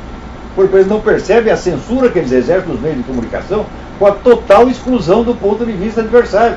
Coisa que o governo militar jamais nem tentou fazer. O governo nunca tentou dominar a mídia. Ele vetava essas notícias. cortava 10 centímetros, 15 centímetros, isso aí, mas veja se algum milico, durante o governo militar, deu palpite dentro de uma redação, mas nem entrava. O milico tinha medo de entrar na redação, porra. Agora, esse pessoal aí não, eles dominam tudo, tapam todas as bocas e dizem, nós não mandamos nada, nós somos uns coitadinhos, está aí a direita nos ameaçando, vem aí o pastor Marco Feliciano. Então, eu me lembro de uma charge do Enfio, que era, aliás, um cara da esquerda. E vinha uma passeata com 10 mil pessoas, todo mundo com cartaz, abaixo, não sei o quê. Blá, blá. Daí do outro lado havia um PM com um cacetete e os 10 mil saíram correndo. Isso é a esquerda no Brasil, porra! Né? Isso é um bando de boiola. Agora o pessoal da direita é mais boiola ainda porque tem medo dos boiola, porra. Não é incrível? Então, olha, o Brasil é o país da boiolice, é o país mais covarde, mais assassino, mais burro, né, do mundo. Né? É motivo de vergonha, nós temos que consertar isso aí, porra. Isso aí é uma desonra. Não pode continuar assim, porra. Nós temos que levantar a moral desse povo, caralho. Lembra que você falou que demorava em média 30 anos para um movimento ganhar uma força? Ele começa a discussão no grupo de intelectuais, etc. Sim, só que cadê os intelectuais? Você pensa que nós estamos vamos fazer uma discussão intelectual aqui para criar um movimento de direita daqui 30 anos. Fala, você está louco? Ao contrário, se houver uma discussão de um grupo de intelectuais de direita, será daqui 30 anos. Para depois de mais 30 anos haver um partido conservador. Nós não temos a condição de começar isso. Nós estamos tentando formar intelectuais. Pouco me importa se eles vão ser de direita ou de esquerda, que se foda, né? Mas alguma coisa tem que ter. Porque a universidade no Brasil se tornou um centro de estupidificação como nunca existiu na face da Terra. Esses professores universitários são analfabetos, incapazes, usurpadores, vigaristas, canalhas. Você pega o mais capaz deles, pega o melhor que tem da esquerda brasileira, não aguenta 5 minutos de discussão comigo. E olha que eu não sou o Mário Ferreira dos Santos, meu Deus do céu, eu não sou Leibniz, eu não sou Aristóteles, eu sou um bosta. E eu chego lá e falo, não, mas você para chegar a ser bosta, você precisa se esforçar muito, meu filho. Para chegar ao meu nível de bostice, você vai ter que estudar muito, e se esforçar muito, e tomar muita vergonha na sua cara. Isso aí que nem o Bispo Macedo, né? Quer dizer que ele era um pseudo-merda, ele estava se esforçando para chegar a ser um merda, mas não chegou. A esquerda brasileira é toda assim, porra. E essa direita que está incipiente é a mesma coisa, porra. São os caras que não pensam. Você imagina esse negócio do cara querer reviver a arena, querer reviver o integralismo, fala, não merece 2 minutos de discussão. É aquele negócio assim, para não deixar você sem resposta, vai tomar no cu. Isso é o máximo de argumento que esses caras merecem. Tem coisa que não merece atenção. As propostas da direita nacional são absolutamente ridículas. O pessoal liberal começou bem. Agora estão tudo servindo ao PT. Não tem consistência, não examina as coisas, sobretudo não tem coragem. Você vê nos Estados Unidos, eles conseguiram criar esse país por quê? Eles juntaram aquela elite que era altissimamente culta, eram pessoas cultas, poderosas e ricas, os founding fathers, né? E fizeram juramentos, então, pelos nossos objetivos, nós vamos arriscar a nossa vida, a nossa liberdade, os nossos bens e a nossa honra. Tudo o que nós temos. Quando você for ver, dos founding fathers, 80% deles foram presos, 80% perderam filhos, perderam tudo que tinha. Cadê no Brasil as pessoas capazes de fazer isso? No Brasil as pessoas têm medo de que olhem feio para eles, porra. Se eu disser tal coisa, eles vão falar mal de mim. É um bando de cagão. Tenho vergonha disso aí, porra. Olha, eu não sou nenhum herói, nenhum primor de coragem, né? Eu sou uma pessoa normal, mas a normalidade no Brasil já se tornou, está tão acima da possibilidade do brasileiro, qualquer ser normal começa a parecer um herói ou um louco. Quer dizer, o nível normal de coragem, que era o nível da minha geração, você vê, fala em 64. Eu tinha um amigo que era da União Brasileira de Estudantes Secundários. Quando deu o golpe de 64, botaram polícia lá cercando a União, e o rapaz, sozinho, Ele não era da diretoria da União, não era nada. Ele disse, pô, se os caras pegaram um arquivo da União Brasileira de Responsabilidade, vão prender algumas pessoas. O que ele fez? Ludibriou a polícia, pulou o muro e roubou o arquivo. Nunca ninguém soube. É um gesto de heroísmo, né? Do lado errado, mas enfim, é heroísmo. Na minha geração isso era normal. Estava agora lembrando, né, o meu companheiro de juventude lá no Pride, que era um louco, mas era o homem mais valente que eu conheci. O divertimento dele era bater em PM na rua. Divertimento de fim de semana. Ele não tinha medo de bosta nenhuma. Outro cara, vamos dizer que moral e politicamente é um bosta, mas cuja coragem eu nunca neguei, o Rui Falcão foi o presidente do PT. O Rui Falcão enfrentou tiroteio sozinho, ele contra 10 pessoas. E na minha geração isso era normal. As pessoas faziam. Hoje em dia o negócio emboiolou de tal maneira que se tornou indescritível, porra. O sujeito tem medo. Vão prejudicar a minha carreira, vão falar mal de mim, não vão me dar aumento. Vai pra puta que pariu, porra. Entendeu? Quer dizer, essa é uma crise de hombridade. Tá? É uma crise nacional de testosterona, não tem mais, acabou, você tá entendendo? As pessoas não nascem mais com 2 bolas, é meia bola, tá entendendo? Racionamento de bolas. No fundo é uma crise ética. Claro. Crise ética. Nós falávamos até que as pessoas perderam a capacidade de renúncia. Claro. Não pode perder nada, Claro. Nada, não pode renunciar porra nenhuma. Não pode perder um chiclete, viu? Mas hoje, o que nós temos?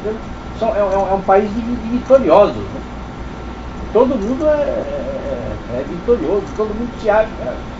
E todo mundo fala num tom que é infinitamente superior à realidade dele. E todos são E dar um também. tom de superioridade que o sujeito sabe que não tem. Ele se sente um bosta, então ele decide fingir, né, estilisticamente que é uma grande pessoa no Facebook, né, ou num blog.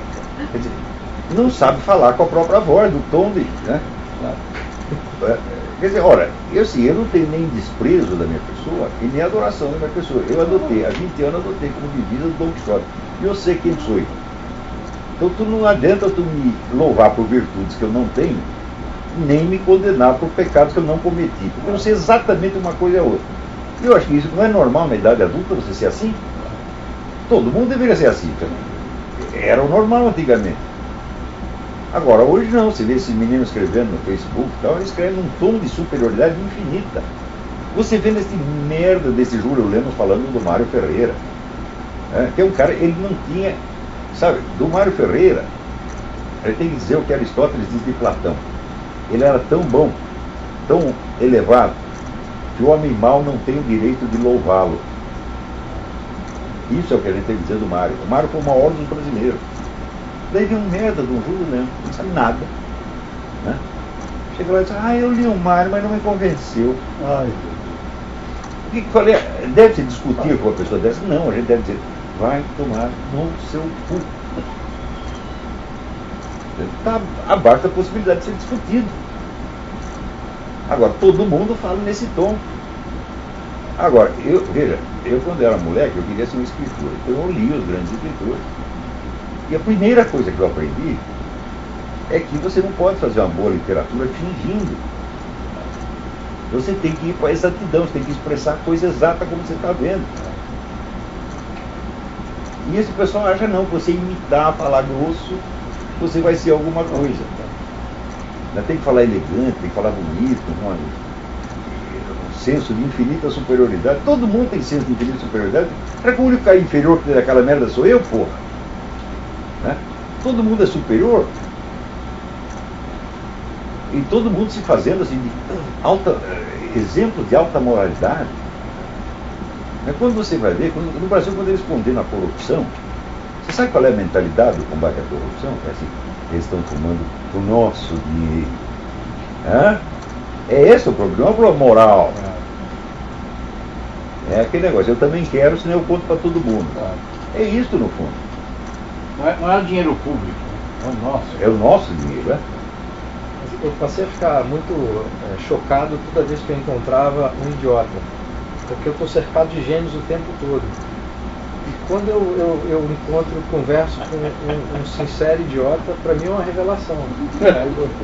Pois é. A pessoa tem uma coisa natural, ingênua e sabe a dimensão da sua ignorância, quer dizer, no sentido de ignorar as coisas. E não tem vergonha daquilo, e também não se interessa, enfim, são escolhas individuais, né? Mas está se tornando raro no Brasil. Exatamente, quer dizer, você encontrar um sujeito humilde E viu aquele negócio do Fernando Pessoa? Eu nunca conheci quem tivesse levado porrada, né? Todos são príncipes, Claro, o único que gosta sou eu. Sabe essa concepção da imaginação moral? Eu estava conversando com o Arno, ele comprou uns livros do Lionel Tree, e depois dessa conversa eu vim pensando a questão de como é que se dá a imaginação moral no Brasil. Teve uma época que virou moda, essa coisa de tentar resgatar vidas passadas, né? E todo brasileiro foi rei ou foi príncipe ou um grande guerreiro nas vidas passadas. Não tinha um camponês, Sempre que você foi na outra, Ninguém foi na outra pedra, vida, né? Mas eu estou cercado Eu de fui príncipes Cleópatra, e eu fui guerreiros. Catarina de Médici, né? Ninguém E porra, quem te viu e quem te vê, né? carregar pedra, ninguém carregou. Pois é, você imagina, uma imaginação moral numa sociedade dessa é a mais elevada possível. É por isso que toda vez que eu encontro com um idiota, eu fico impressionado, eu cumprimento o sujeito, não é? Parabéns, Claro, né? um idiota autêntico. Eu cumprimento, eu Todo nosso parabéns. carinho, respeito, Se né? pedir dinheiro eu dou. Isso aí no norte do Paraná a gente tem uma expressão, viu? Isso é uma tremenda falta de enxada, esse pessoal. Vai carpir uma data, Vai, rapaz, a gente exatamente, fala tem lá, toda a razão. sabe? Vai em Londrina, a Não gente foi esse pessoal fala, novo vai que está carpir uma escrevendo, data. né? Todos eles têm opiniões sobre tudo, sobre os maiores problemas do universo. Digo, olha, faz o seguinte, por que você não escreve sobre os seus complexos de adolescência? Sobre as humilhações que você passou, né? As situações de vergonha que todos nós passamos, né? Por que você não conta aquela vez que você broxou na cama, né? Aquela vez que você mentiu para prejudicar um colega por inveja, né? Que o sujeito tinha tomado a sua namorada? Conta isso se tu for homem, porra, né? Escreve sobre isso, porque isso é a realidade da tua vida, caralho, né? Não, mas hoje no Brasil são todos supra-humanos. Eu fico muito preocupado com essas campanhas contra o bullying, porque a escola era o primeiro instrumento de provação, né? Você sofria violência moral e física. Se você não se safasse daquilo, ferrou. Não, para mim o bullying foi muito bom, porque eu quando eu entrei na escola, eu tinha ficado doente 7 anos, quando eu entrei na escola eu era um bebê, eu era o maior trouxa, todo mundo me fazia de palhaço, evidentemente, né? Mas foi aí que eu fui aprendendo aos poucos como é que era, né? O truque. Felizmente eu era tão idiota que eu não levava nada a mal, eu não ficava ofendido com porra nenhuma. Então quando eu percebi, eu achava até engraçado, né? Isso aí me ajudou muito. Muitas vezes também, caras que... Eu lembro o primeiro dia que eu estava indo para o ginásio, fui cercado por 4 irmãos, né? E queriam bater em mim, eu não sei porquê, né? E eu fui na conversa, pá. E chegamos na escola, não aconteceu nada. Os 4 viraram meus melhores amigos ali dentro depois.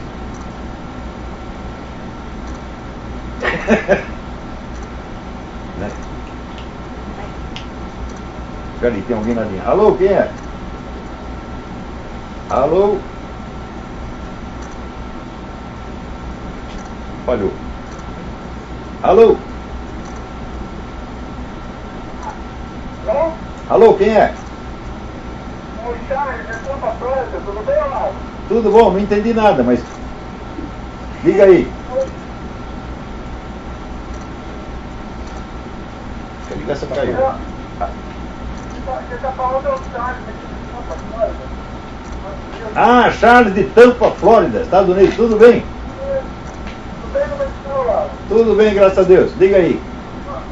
Eu sou teu fã, rapaz. Eu fico acompanhando aí alguns vezes. Obrigado. E olha, eu tenho uma pergunta agora no seu tema. Se eu posso fazer pergunta fora disso. Você vê, o Brasil ficou tão merda que até eu sou sucesso. Deixa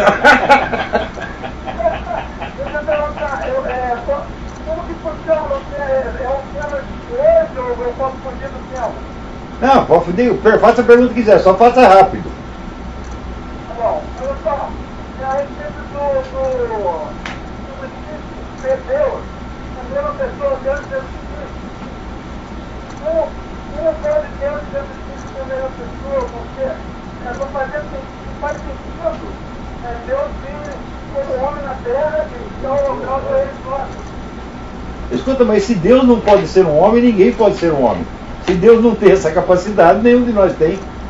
É o contrário. Eu sei, Deus pode ser o que Ele quiser. Não, tem uma questão do holocausto, porque Jesus Cristo não morreu por nós na cruz. Sim, Quando o holocausto nós, sim, é o próprio Deus que se sacrifica. Porque Ele fez as contas e disse, se eu for punir um por um, não vai sobrar ninguém. Então o que eu faço? Eu me puno a mim mesmo. Eu que não fiz nada, eu vou lá e eu levo as porradas todas no lugar deles. E você ainda está reclamando?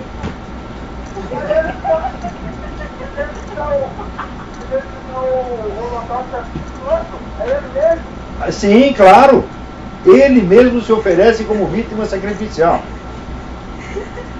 Se você quer aprender alguma coisa sobre isso, leia o livro do René Girard, O Bode Expiatório. Está tudo explicadinho lá. Não perca esse livro. Tem tradução no Brasil. Não tem desculpa para não ler. O Bode Expiatório. René Girard. Girard. Aliás, um grande amigo do Brasil. Deixa eu dizer uma coisa aqui.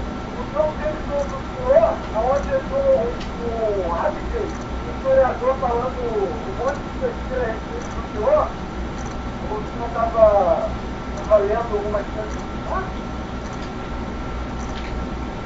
Quem? Alô? Pode continuar. E esse historiador mandou um e-mail do senhor falando um monte de besteira.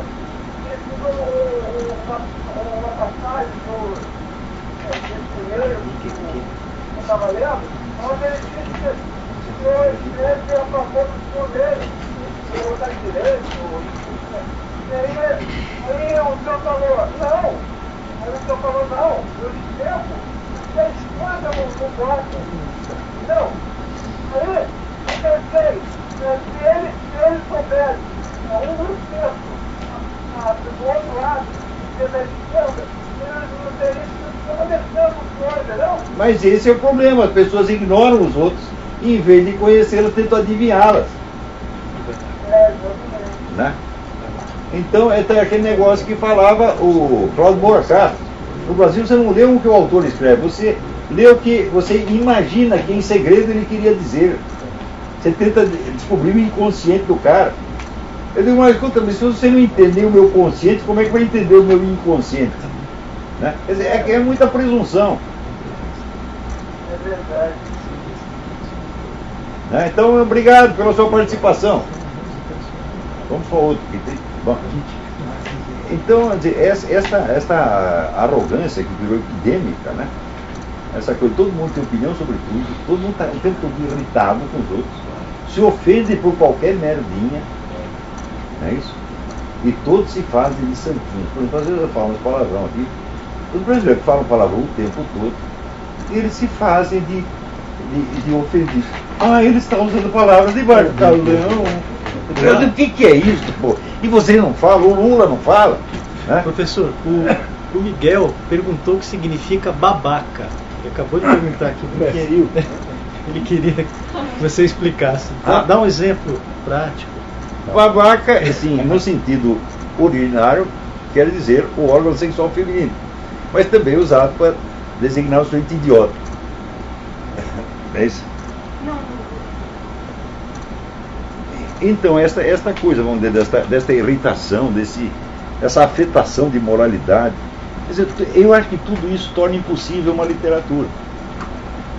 Porque a literatura, é baseada na linguagem do povo, você vai tirar a linguagem dali. Mas se a linguagem popular, ela toda é fingida, você não tem mais o senso da naturalidade nem da sinceridade. Pô. É impossível ser sincero. As pessoas não têm um discurso da sinceridade, só tem um discurso da afetação, do fingimento. Né? Ou acontece o que está acontecendo hoje no Brasil. Quer dizer, a maior parte dos autores só consegue falar de si mesmo. Sim, sim. Só das suas elucubrações, do seu grupinho, do seu grupinho, entendeu? E não consegue olhar a realidade. Não, se você vê o que se chama de história do Brasil hoje, é a história da esquerda. Claro. A esquerda conta a sua própria história. Mas quantas pessoas são esquerda no Brasil? 10 mil? Não, aliás, quantos habitantes tem? 200 milhões? Quer dizer, a história de 10 mil passa a ser a história dos 200 milhões. claro. E aquele eterno reforço de si mesmo, Exatamente. né? E pior, nunca conta as suas vergonhas. Né? E se você não conta suas vergonhas, meu filho, elas vão para o subconsciente e viram um complexo. Né? Você não reconhecer as suas vergonhas, não reconhecer os seus pecados, é você se candidatar a uma neurose ou até uma psicose, que é o que acontece com essa gente. Por que você acha que ela junta 2 milhões de esquerdistas, aparece um da direita, ou suposto da direita, já fica com medo? Isso é um complexo, é uma neurose. Vocês estão doentes, gente. Você veja, o Haddad mal tomou posse em São Paulo. Qual foi a primeira grande decisão de política cultural? Os esquerdistas, os mártires da Revolução, indo para as bibliotecas públicas, contando para os jovens a sua versão da história, como se fosse a verdade, única, exclusiva, total. Bom, mas de cara, se não existe contradição, não existe verdade. Um cara que diz que é marxista deveria saber disso. Deveria. Porque todo marxismo é baseado na lógica da contradição. Claro. Tá certo? Então, tudo que é unívoco é só metade da história sempre. Você pode existir uma coisa linear, assim, em pura lógica, é aritmética, mas na vida real, na vida histórica, onde não há contradição, não há realidade, porra! Né? Agora, você tem que ensinar isso para um cara que diz que é marxista e que até dá aula de marxismo na universidade, é para mandar tomar no cu. A graça é a fusão de dois termos que parecem se excluir. Sim, sim, sim. Né? Essa coisa dos escritores, quando se fecham em si mesmo ou tendem a tratar só dos seus grupos, tem a ver com uma das discussões que foi feita ontem, que é a ausência do mito fundador do país, né? Que a gente cai na questão da tradição, que foi um assunto que foi debatido. Né? Se você não tem um mito fundador que permita a construção de uma identidade nacional, você reforça os regionalismos. E quando os regionalismos vão se acabando, você reforça a questão de grupo. Grupal. Quando você não está inserido em nenhum grupo, você se refugia no indivíduo. Você cria um novo senso de identidade baseado na sua preferência sexual, na cor da sua pele, qualquer besteira. Mas é o que acontece. Imagina ligado a pessoas que você não conhece e que você odeia. Porque eu lembro, eu abri aqui em São Paulo, há uns 15 anos, o pessoal da sauna gay revoltado porque estava indo travesti lá dentro. E um cara falava assim, sabe, indignado. Pô, a gente vem aqui para procurar uns homens peludos, daí vem esses caras com esses peitão, né? Daí ele fala, tem o nojo disso. Então tá aí a unidade do momento gay, é só ódio interno. Ódio, inveja, sacanagem. Mas cria uma falsa identidade oficial LGBT. Não é isso? Juntando coisas que não tem nada a ver uma com a outra, né? E também, vamos dizer, essa noção de raça, né? Qualquer um cabe, que a autodefinição de raça é feita por declaração. Se eu declarar que eu sou preto, ninguém pode me desmentir, porque daí eu acuso o cara de racista, porra. Não é isso? A verdadeira individualidade é substituída por uma contrafação. Claro, uma caricatura, exatamente um estereótipo qualquer do que a mídia lançou na véspera. Não é isso? Essa questão da miscigenação concreta e da miscigenação ideológica também fez com que essa questão racial diluísse a questão das identidades também, né? Parece que no Brasil há um povo miscigenado que é homogêneo, e aí com isso você não tem essa complexidade, você não tem nuances, isso facilita também o discurso ideológico, né? Você cria uma identidade ideológica para todo mundo. Você não tem identidades e raças que reagem a isso, é mais fácil, né? Isso vira um instrumento muito eficiente de construção de um determinado prisma ideológico e depois de concretização de coisas. Vocês tiveram uma entrevista na televisão com uma mulher que é historiadora, então o sujeito apresentou aqui, doutora fulano de tal, professor não sei de onde, blá blá blá. Ela disse o seguinte, você esqueceu o principal. O que é? Você esqueceu de dizer que eu sou mulher e negra. Queria eu ser entrevistador. Puxa, eu pensava que você fosse um homem japonês. Ninguém está vendo que você é mulher e negra. Ninguém sabe. Isso é um segredo esotérico, fantástico, né? Você nasceu mulher e negra. Você não tem mérito nem demérito nenhum por isso. Né? Agora, eu estou falando aqui dos méritos que você acumulou ao longo da sua vida. Será que isso é menos importante do que aqueles que você já trouxe do DNA? Quer dizer, é uma coisa absolutamente ridícula. A hora que o cara começa a se orgulhar da sua raça, é a mesma coisa que orgulhar do tamanho do pau, pô. Né? Você tem um pau grande, é mérito seu, foi você que fez? Eu não fiz o meu. Mas veio do jeito que está. Né? O cara se orgulha dessa besteira, pô. Aquilo é uma coisa animal. Parece exposição de vaca. Né? Eu acho isso uma degradação, viu? O ser humano é muito mais que isso. Mas muito, infinitamente muito mais. mais. Aliás, não, o ser humano começa com isso aí. Claro, aliás, o ser humano é tudo coisa. que ele faz depois. Claro, aliás, é outra coisa. A literatura contemporânea também perdeu isso. Quer dizer, toda a concepção de transcendência do homem, tudo isso além de não existir, quando alguém ousa escrever sobre isso, é imediatamente ridicularizado. Não, foi substituído pelos dados biométricos. Sim, claro. Né? Ele virou um catálogo de exposição de vaca. Claro. E as pessoas acham isso lindo, se orgulham disso. Bom, quando você começa a orgulhar disso é porque você está no fundo do poço. Isso é um sintoma depressivo. Estudar um pouquinho de psiquiatria, você vê que isso aí é sintoma depressivo. Quando você não consegue ver nada mais, a sua identidade está reduzida, vamos dizer, aos seus aspectos corporais inatos. Então é que acabou a sua identidade, você não tem mais nada. Tem uma espécie de desimaginação, a imaginação se empobreceu a tal ponto que sobra só os dados biométricos. Peraí, eu acho que não. Alô, quem é? Alô? Alô, quem é? Doutor Alonso? Eu? É Cristina do Rio de Janeiro, Cristina. Cristina, tudo bem? Tá bom. Alô, Cristina. Tudo bem, pode falar. Como o senhor vê a reação da esquerda ao livro do Lobão? Ah, boa pergunta. Eu não li o livro do Lobão ainda. Ele tinha me mandado um prefácio que ele tinha escrito, mas depois ele disse que ele mudou o prefácio, então eu não posso julgar pelo prefácio, tá certo? Eu acho o seguinte, o Lobão é um homem sincero, ele está falando aquilo que ele está vendo, e ele não é uma pessoa inculta. Algo ele tem a dizer. Então a pergunta é, por que não pode dizer? Em relação à reação da esquerda. Pois é, os caras todos... Aparece um cara dizendo uma coisa diferente, e do outro lado vem 100 mil, todo mundo assustado. Quer dizer, é uma coisa absolutamente desproporcional, que mostra um estado de pavor, de terror pânico e de boiolice generalizada. Quer dizer, é o negócio da charge do Enfio, é 1 contra 10 mil, os 10 mil estão apavorados. Né? Então, isso já mostra a normalidade da situação. Isso aí é o resultado do quê? Da Revolução Gramsciana.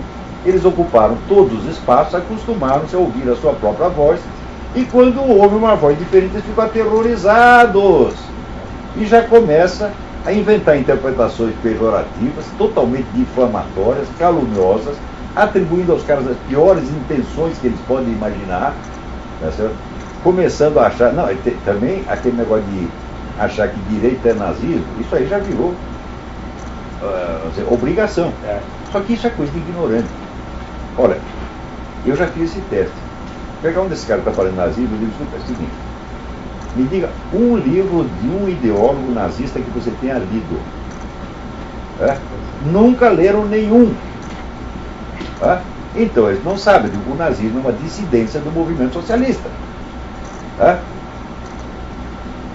Começou na seguinte base, dizendo, foi Karl Marx que fudeu com o movimento socialista.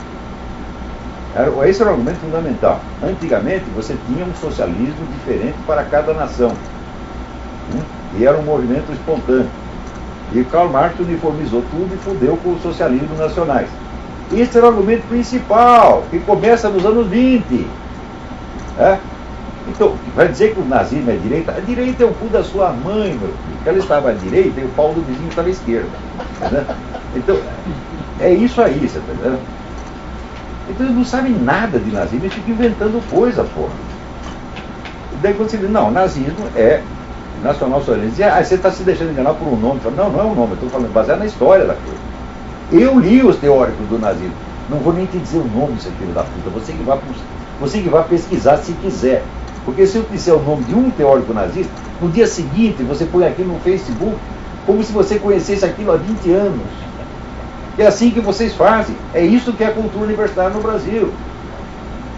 Todos esses, vamos dizer, esses autores, todos que eu coloquei em circulação no Brasil, no dia seguinte apareceu milhares de especialistas que nunca tinham ouvido falar do cara, mas eu não posso dar o braço a torcer que eu não conheço. Isso para mim é o supra-sumo da charlatanice. Né? E se me fala de um autor que eu não conheço, eu digo, opa, me diz mais alguma coisa, me dê o nome dos livros que eu vou comprar. Agora os caras não, ouvem falar um nome e já começa, né? Dropping names, como eles dizem aqui, né? Eu falo Louis Lavelle, você vai ver, vai aparecer um monte de especialistas em Louis Lavelle. Né? E assim por diante. Agora, para compensar, às vezes, o cara da Wikipédia, tá na Wikipédia, tá, o Olavo introduziu no Brasil René Guénon e Júlio Zero. Fala, eu nunca fiz isso na minha vida, os caras já estavam conhecidos aí fazia 30 anos antes de eu nascer, porra. Então, quer dizer, é tudo mitologia, é tudo invenção. Né? É um povo que está vivendo de fantasia mesmo. Virou uma cultura altamente masturbatória, né? Tudo imaginário, né? Então, gente, eu acho que o nosso tempo aqui já acabou. Né? Nós vamos continuar nossas conversações amanhã. Agradeço muito a presença de todos e agradeço aos nossos ouvintes e no mês que vem. Também queria aqui anunciar, vamos dizer, o nosso próximo curso. O tema será Sociologia da Filosofia, que vai ser de 30 de setembro a 5 de outubro. Tá? Então, daqui a pouco coloco o programa no ar, para quem quiser se inscrever. Então, até o próximo programa e muito obrigado a todos.